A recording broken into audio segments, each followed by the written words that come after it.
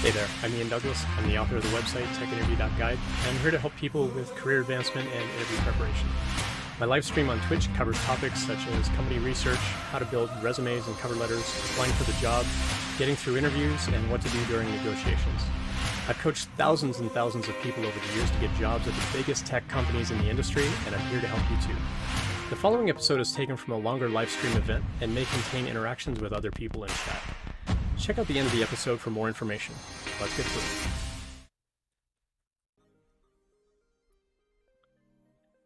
We had another question from Discord that says, how do you answer the question, what has been your biggest technical problem? I haven't worked anywhere that had very notable technical problems. The interesting thing about this question, if I kind of break it down, they're basically saying, tell me about like a really big achievement, or tell me about a really interesting sort of technical challenge that you had to overcome on the job. And this person is basically, I didn't really have an opportunity for that. How do you answer that kind of question?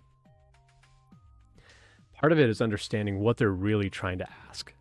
They're not necessarily getting you to go against any sort of secrets, excuse me, where you're saying like, oh yeah, we totally had this database crash and we lost a bunch of data. Like, you don't want to talk about that kind of stuff in an interview. Like you wouldn't say that kind of thing publicly.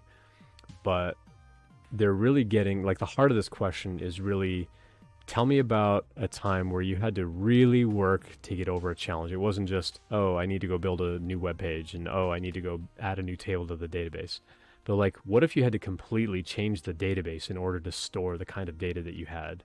Or what if, you went to go add that thing and you realize like, hey, the framework needs an upgrade, and now we've got all this like technical debt that we have to address. Like, they're really asking like, tell me about a really big, maybe multi-person, multi-week kind of process thing that you had to coordinate as part of a team. And really what they're looking for there is, how did you find that opportunity to fix something? How did you fix it? How did you communicate as a team? How did you work through it together as a team?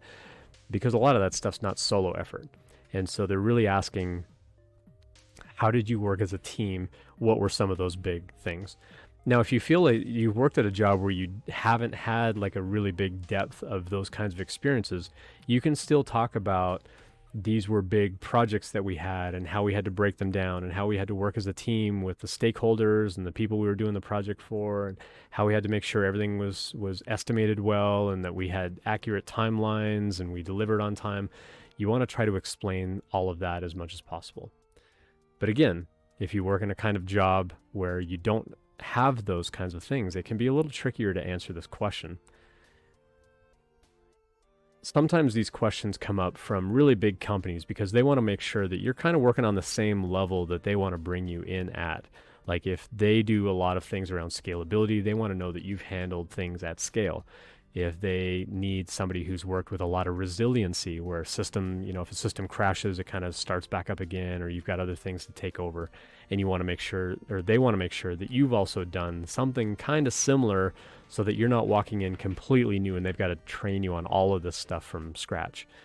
And so part of what they're listening for here is like, have you had similar kinds of experiences, maybe not to the same scale as we have exactly, but they want to know that you've at least experienced some of the same things that we have, so that if you happen to have those experiences here, it's not going to be a surprise. It's not going to like totally stress you out, that you're going to have some idea of like what to do about going to fix that. It's not always going to be possible though. You're not also going to know like the kinds of challenges that they've had necessarily, unless they've blogged about it or if they've spoken publicly about things that they've had to overcome as a company, as a team. You're not going to have a lot of that information, but some of that may come up through your company research. And as you get to know people, you can say like, hey, what are some of the biggest challenges you've had on the job that you've had to think about and talk about? People may share some of that information with you as part of that networking. If they do, now, if you get asked a question like, hey, what's the biggest challenge? Go think of something that you talked about with that guy or person and say, oh, well, when I spoke to Ian, let me back up. So you don't want to mention, oh, when I was talking to Ian said this, and so I'm going to give you an answer very similar. You don't want to bring that other person into it or what they've said. But let's say, for example, you're networking with me and you say like, hey Ian, tell me about a challenge at work, and I say, oh, we had this problem with a database where we dropped a bunch of data and we had to recover from backups and we had a short amount of time to do it.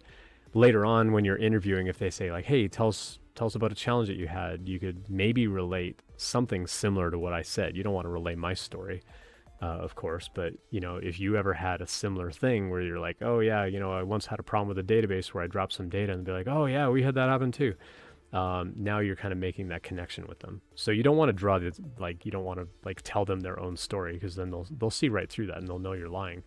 But as you're networking and getting to know people, you might pick up stories and things like that. And if you can relate similar experiences in the interview, when they interview you and they ask behavioral questions and technical questions, if you can bring up some similar content to things that you've already been talking to people at the company about, you're already kind of building that bond with them of like, oh yeah, we've had to do that too. And now there's going to feel like a stronger sort of camaraderie, and like, oh yeah, like we're definitely connected. You're going to fit in just fine because you've had those same experiences. So going back to the heart of the question is like, what happens if I haven't had those kinds of experiences? Well, what if you built a project that purposely broke? If I deal with resiliency, let's say the company where, I'm going to potentially interview you, if we deal with system uptime and making sure that everything stays online all the time, what would happen if you went and built a project and then while your project was running, you told it to shut down the database? What happens? What happens to your app? Most apps are going to completely crash and they just won't work at all. You throw 500 errors and your user has a bad experience because everything's broken. But if you were to kind of flip that project around and go, well, hey, if the database is offline, let's still give the user a good experience with a screen that says, sorry, something's not working right now, try again later, instead of just like, 500, sorry, things didn't work out. Like being able to sort of capture those errors and handle them gracefully so that your user has a good user experience is an important part of being a developer. And so if you know that my company is dealing with that kind of thing, go build a similar kind of thing into your project. Now, when you go apply for a job, even if you haven't had those kinds of experiences, and they say like, hey, tell me about some technical challenges that you've had. And you're like, in my job experience, it was pretty, easy, like walk in, do some work, walk out. But on the side, I was working on these projects where like, oh, what would happen if I took the database down? Like, how can I still give my user a good experience if something broke on the back end, or, what if I couldn't hit that API anymore? Where I'm expecting to pull up the weather and show somebody what the weather is in their area. What if I go into my environment and I change that API key so I can't access that anymore? How does that impact my end user? And, and so I built out this project and I, did this and this and this. And now you can explain what you did and why, and the process that you did to fix it, and how you gained knowledge and experience about it, even though it wasn't like done on the job professionally. You were still able to kind of mimic some of this in a personal project. That's still going to be okay to draw from as experience. As much as possible, though, when they ask these kinds of questions, you want to answer them from a professional experience point of view and not just personal projects. But I think it's still okay to say like, hey, I didn't have any experiences like that on the job. And so I wanted to have that kind of experience and know what to go do. And so I actually did that in a project of mine. And here's the experience that I had. Thanks for checking that out. I hope that you found it helpful. I always appreciate feedback, so please let me know what you think. I appreciate any subscriptions, so please tell your friends and colleagues about it as well. Check out the website techinterview.guide for more information about when I'm live streaming and all of my free content. Drop by a live stream anytime to ask questions or message me privately, whatever makes you most comfortable. See you next time.